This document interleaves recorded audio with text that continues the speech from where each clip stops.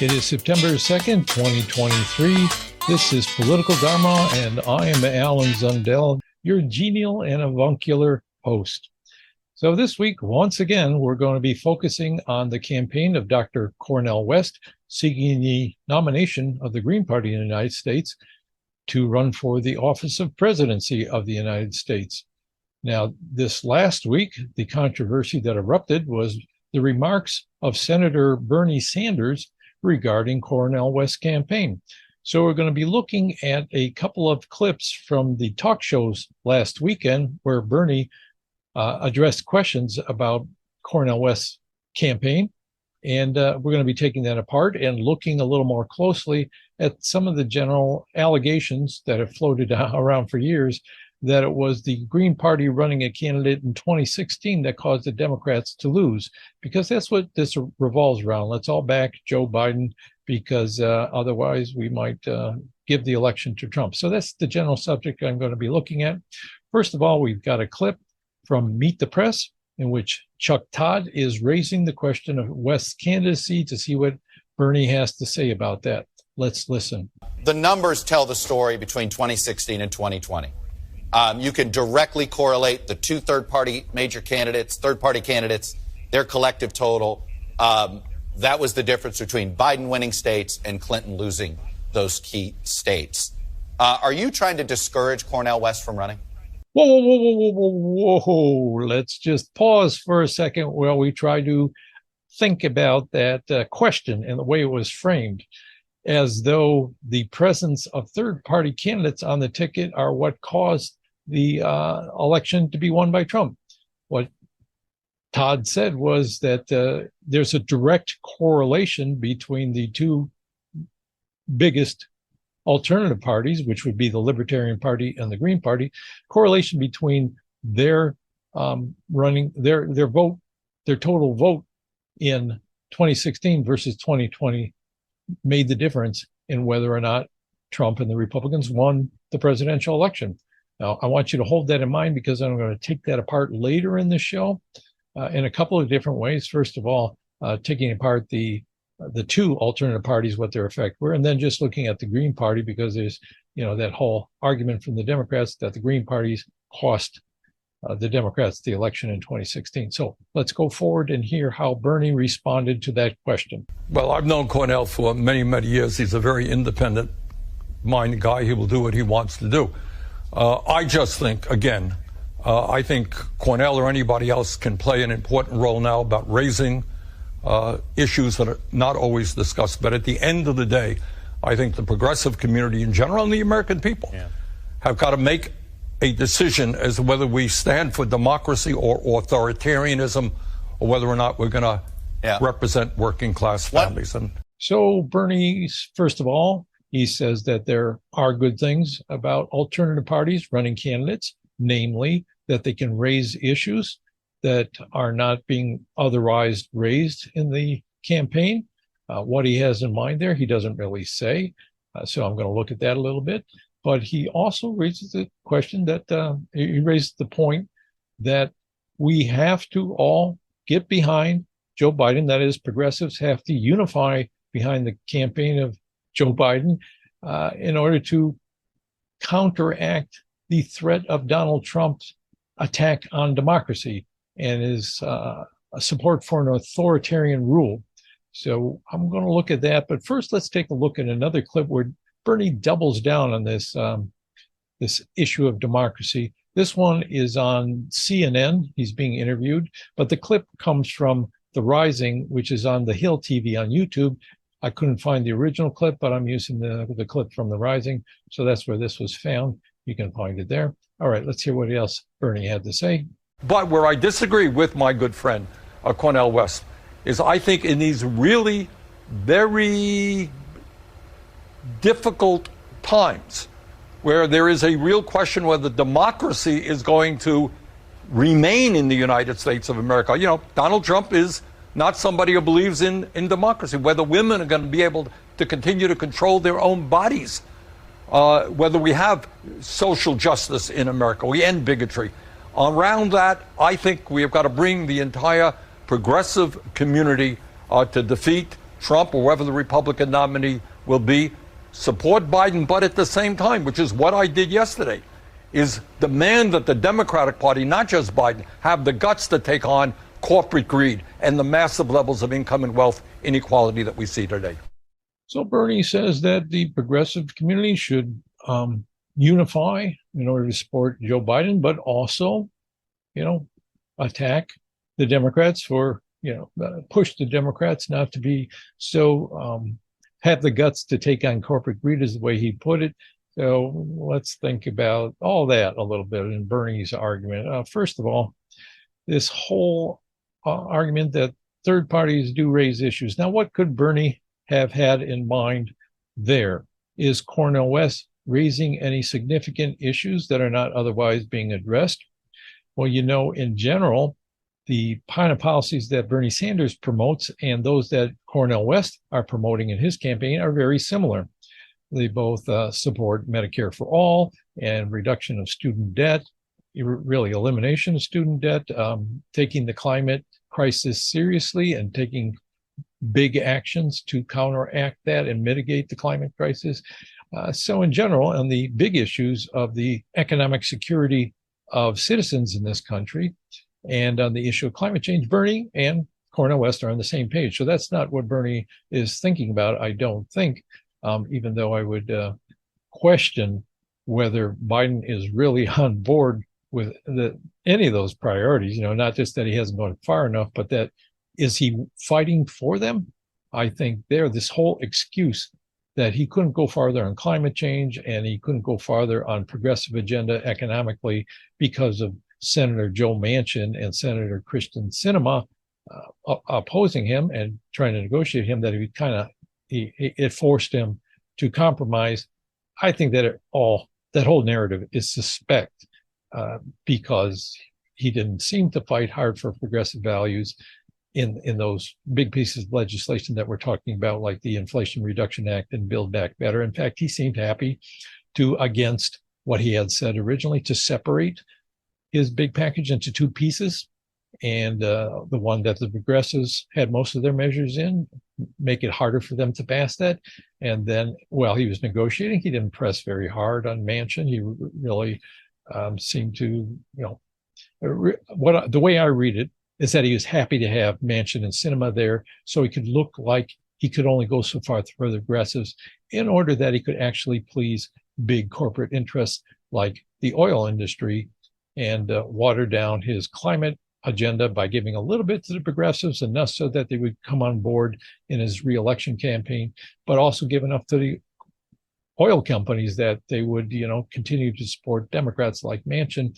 I don't think Biden really pushed very hard at all. I think he was happy to have things the way they are. So that aside, on those issues, let's assume that Biden would be better than Trump on the issues that Bernie supports. Those are also the issues that Cornel West is supporting. What else is there that may be an issue that Cornel West is raising that isn't otherwise being addressed? The big issue that Cornel West raises not only is about whether the Democrats are doing enough, but whether a third party run is important and democracy is not really being served by the Democrats. That is, are the Democrats really committed to the fundamental principles of democracy, or are they simply out to win elections? Is that what their commitment to? In that case, they don't seem that much different than Republicans. So let's grant that they're better than Trump on some issues that are important to progressives. Are the Democrats really committed to democratic values? I would think that if they're committed to democratic values, they would first of all encourage competition in their primary elections, especially for the presidency. But instead, we see Joe Biden refusing to debate with his two current primary challengers, Robert F. Kennedy Jr. and Marianne Williamson. He refuses to debate with them, so they're not going to get any airtime for that. We also saw back in 2016 with the Hillary Clinton campaign that the Democratic National Committee was colluding with her campaign in order to undercut Bernie Sanders' campaign. And we also saw the Democratic establishment come together in 2020 to sideline Bernie Sanders when he seemed to be on his road to possibly winning the nomination. And they do that with progressives in general. They primary them. If I could reverse the way the term is usually used, they bring in all their corporate money to try to undercut progressives and campaigns around the country. So they don't seem that committed to fair competition in primaries. In fact, they seem committed to keeping progressives from getting any kind of traction in the primaries. They much rather would have corporate-backed candidates win the primaries, and they don't open up their primaries to independents, which they could do as well. That would be a democratic measure, I think, small d democracy. In terms of presidential elections, how much is the Democratic establishment doing to try to get rid of the Electoral College? They could put a lot of resources and raise the issue of abolishing the Electoral College by amendment to the Constitution. I haven't seen them doing that. Now, there are some Democrats around the country, in particular states, I think the more progressive Democrats, who have been backing something called the National Popular Vote Compact, but I don't see them really pushing that everywhere. Also, we'd ask, what is the Democratic establishment, what is the Biden administration doing to make make voting methods more fair, to get rid of the spoiler effect? They could be doing a lot more to back ranked choice voting. I didn't see them at the forefront of the ranked choice voting movement up until about 2016, when Hillary Clinton lost the election and blamed it partially on Jill Stein. We could see a lot more commitment to ranked choice voting. They late got on the bus and they're backing it in a few places, but that's the more progressive Democrats in particular states. Again, it doesn't seem to be the Democratic establishment that's where they much rather attack third-party candidates and try to drive them off the ballot than they would try to institute some kind of more fair electoral process. And here in Oregon, in fact, there's a better method than ranked choice voting, which is star voting that we've been promoting for several years now. The progressive Democrats here have been backing ranked choice voting in the last 4 years or so, 6 years or so. And not really, I don't think, giving a fair consideration to star voting, which would be better than ranked choice voting. That's a whole nother issue in Oregon, but I encourage all of you to look into star voting as a side comment. They also don't seem to be too interested in other types of democratic reforms that we could have. Let's see, were there others in particular that I wanted to bring up? No, they don't seem interested in opening up the two-party system. They much rather attack third parties for supposedly taking away some of their vote. So another area, if they were committed to democracy, they'd be committed to open debate on various issues, right? Instead, what we see is the Biden administration and the Democratic establishment committed to pressuring social media to censor voices that conflict with their official narratives. We see this on Ukraine. They've removed criticism of the Ukraine policy on the grounds that it's misinformation coming from Russia, even though a lot of the information is correct about how NATO, their movement of NATO toward closer and closer towards Russia, in contradistinction to what they told Russia, 20 years ago or so, even more, 23 years ago, 24 years ago. How that provoked Russia. And, there's a lot of other things about the Ukraine conflict that they don't want aired in public. They want one simple narrative of Ukraine fighting Russia for good reasons and that we are backing them because they're freedom fighters and protecting our own democracy and all that. They want that any opposing vision censored. Same thing with something like the origins of COVID. They were glad to help censor and call it misinformation, Trumpian misinformation, I guess, that the COVID virus might have been created in a laboratory in China and that Anthony Fauci might have been involved in it. Well, they said that was misinformation. They censored that as well. Now it's coming out that there's a good chance that maybe that is what happened, 50-50, that or some other way of spreading. So they're in favor of censorship, even of information that is may have that may need airing, that may need two sides of the debate out there because we've had to change our mind later in discussions. So, but what about Donald Trump's election denialism? You might object. Would the Democrats encourage a march on the Capitol, challenging the legitimacy of a president? Well, Maybe not quite as far as Trump went, but they, I think, did pave the way for it. If you think back to the 2016 election and afterwards, the Democratic establishment in Washington, D.C. certainly did promote a narrative that Trump only won because of Russian interference in the election, which has yet to be proven that Trump actually was colluding with Russians during the campaign. And the accusation that Russian trolls, the Internet Research Agency in St. Petersburg, Russia, somehow determined the outcome of the election by introducing misinformation into social media. Misinformation meaning, of course, anti-Clinton propaganda. But I think that claim was wildly exaggerated and is still exaggerated by the Democrats. There was, according to one book, Shattered Inside the Clinton Campaign, I forget the authors, but they claimed that there was a decision right after the election on the part of high-level staffers in the Clinton campaign to actually promote this narrative of Russian interference as an excuse for why they lost the election. So all this Russia determined the outcome of the election, and Trump was involved in that, has proven to be greatly exaggerated and helped to delegitimize the presidency, right? If he won with the help of, only with the help of Russia, then he's not a legitimate president. And as far as the March on Washington, you know that in just after Inauguration Day in 2016, when Trump was inaugurated, there was a huge mass protest, Women's Day march on the Capitol. They did not do anything illegal or violent, and the Democrats were only peripherally involved, but they certainly encouraged that march and may have given the idea that it's okay, once the president is elected, to march and say that you don't really like the president, that you don't accept that president.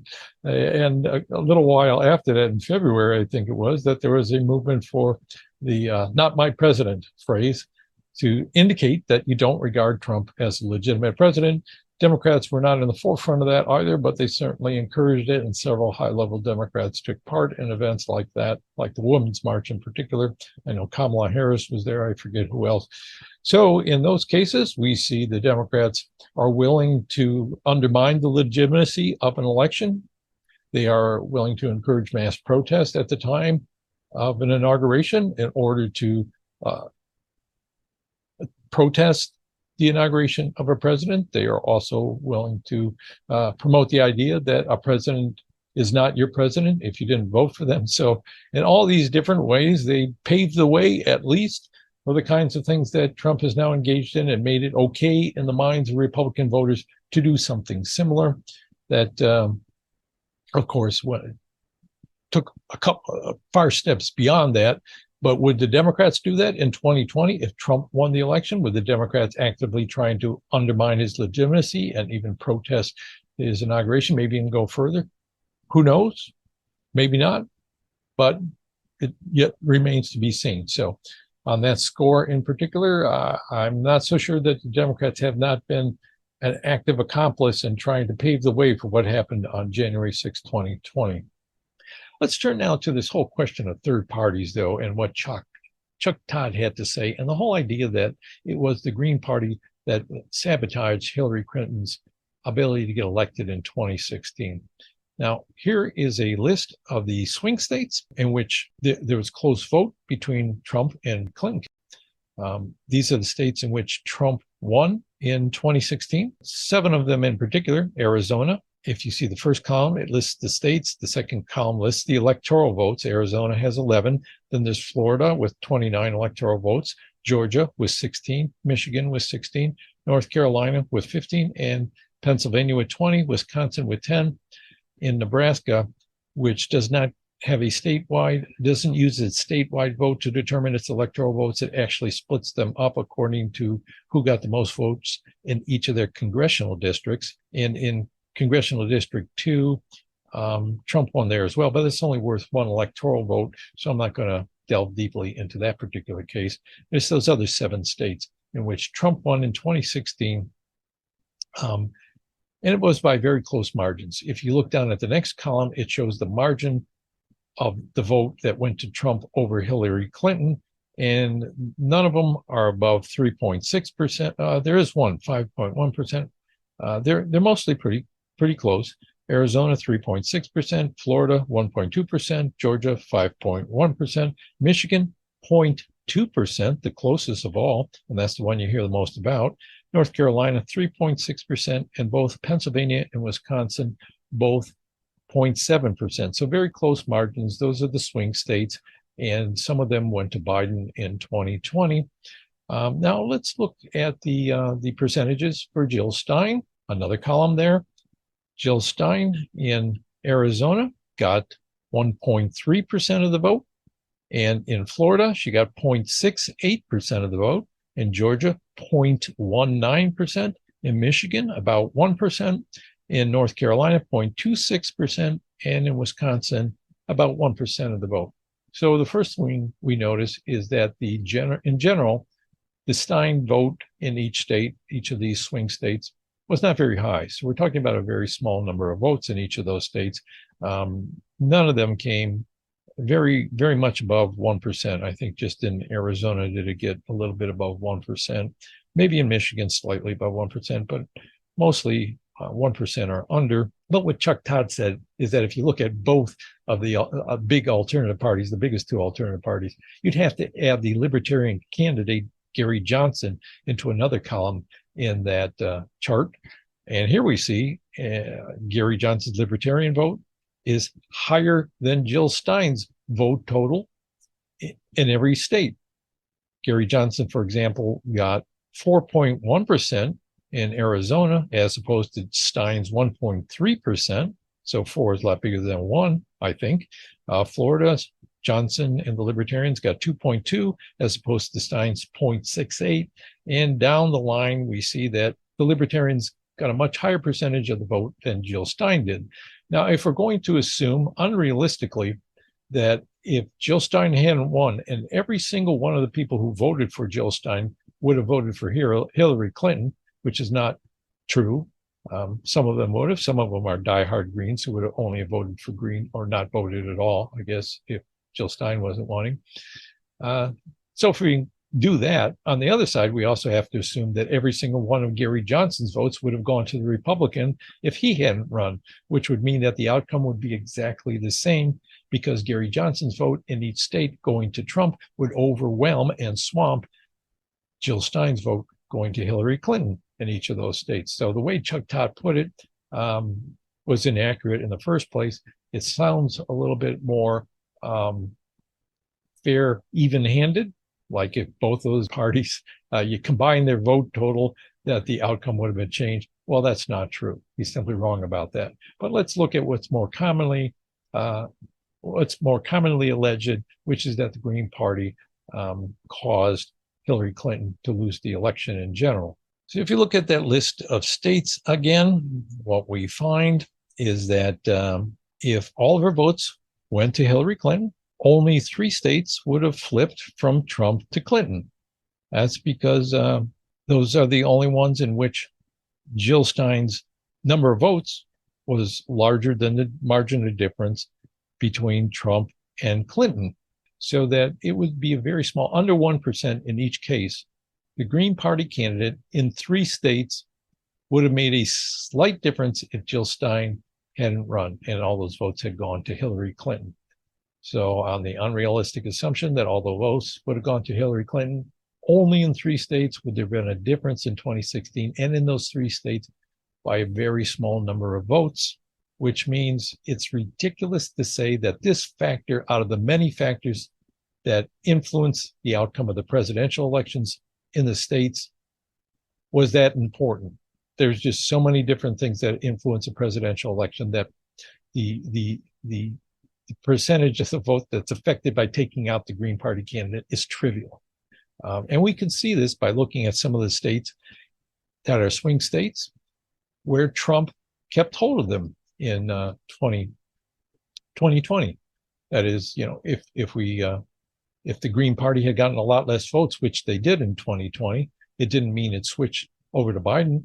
In Florida and North Carolina, they still remained with Trump. And that is because even granting that the Green Party got less votes than before, there were so many other factors that made it still Trump won over Biden, even though Biden was not hindered by the Green Party vote in 2020 in those couple of states.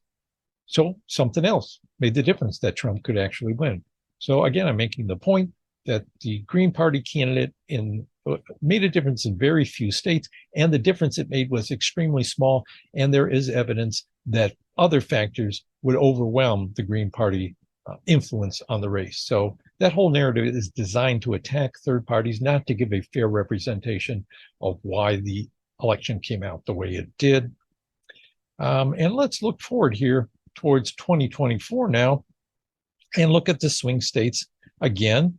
And what we find is that the Green Party only has ballot access in 4 of the 8 states, which could be regarded as swing states, with a close margin of difference between the two major parties. The Green Party does have ballot access as of now in Florida, Michigan, North Carolina, and Wisconsin, but it does not have ballot access in Arizona, Georgia, Nevada, or Pennsylvania. Now, is it going to get ballot access in those states? So what we can say is that the Green Party, if it doesn't get ballot access, it means it have a lot less chance to influence the outcome of the election, even if that influence is very trivial. So I would invite you to watch how many resources and how hard the Democratic Party works to keep the Green Party off the ballot in the states, swing states, where it does not currently have ballot access, and even how hard it might work to kick it off the ballot in some of the states where it does have ballot access, compared to how hard the Democratic Party might work to actually either get a candidate who is more attractive to progressives, such as Robert F. Kennedy Jr. might be, or Marianne Williamson would be, and to actually address the concerns of progressives and publicly commit the Biden administration to take a stronger stance on things like helping economically the citizens of this country or working against climate change. How hard it works for those things, how hard it works to persuade progressives versus how hard it works to keep the Green Party out the ballot. That will be a test of how committed it is to democratic values versus how hard it is, whether it's actually committed to just winning elections and pleasing its corporate sponsors. So I want you to consider those questions. This is why I think it's important to watch Cornel West's campaign, not simply because you'd like to see Cornel West do well, but because it's raising those whole issues about the Democratic Party and our political system in general. Is it really democratic? Is the Democratic Party really a bulwark against increasing authoritarianism? If you make the assumption, which I do, which is that a big part of this attraction to Donald Trump comes from the economic suffering of citizens around this country, in the sense that big changes are happening that nobody is stopping, then you would think that the Biden administration would be doing more in those areas in order to make people feel more secure, more comfortable, not turn towards demagogues like Trump, but they're not. I don't think they're doing that, and I don't think they're showing a commitment to democracy. I think even with the Biden administration in place, we're going to head closer toward an autocratic government 4 years down the road from them, and even that the Democrats are help paving the way towards that with their censorship of social media and their dedication to driving out any other parties that could oppose them and challenge their commitment to the values that progressives care about. So that's my take on all this, and I welcome your comments on this show. Tell me where you think I'm wrong. Give me some evidence for it. Where I did get the figures for the comparison in the various states on the margin of votes and the percentage of votes each candidate got was from the American Presidency Project of the University of California, Santa Barbara. So you can look that up online, the American Presidency Project, if you want to compare votes in the various states. I'm done for today. Thank you very much for listening. I appreciate that. You can like this channel if you think I offered something relevant or important. You can subscribe to it if you want to hear future shows and what else, my commentary and what may be developing in these campaigns, especially for Cornel West. I also talk about other subjects from time to time, but I'm going to focus a lot on the presidential elections and how this sheds a light on our future, economically and politically and all the rest. So like, subscribe, share it with other people. Thanks for watching. And I hope you come back again next week to see what's going on. All right. Bye. With ease, I see the chains are breaking. We gained our focus. The moves we're making will prove to determine our self-worth as a passenger on this vehicle Earth.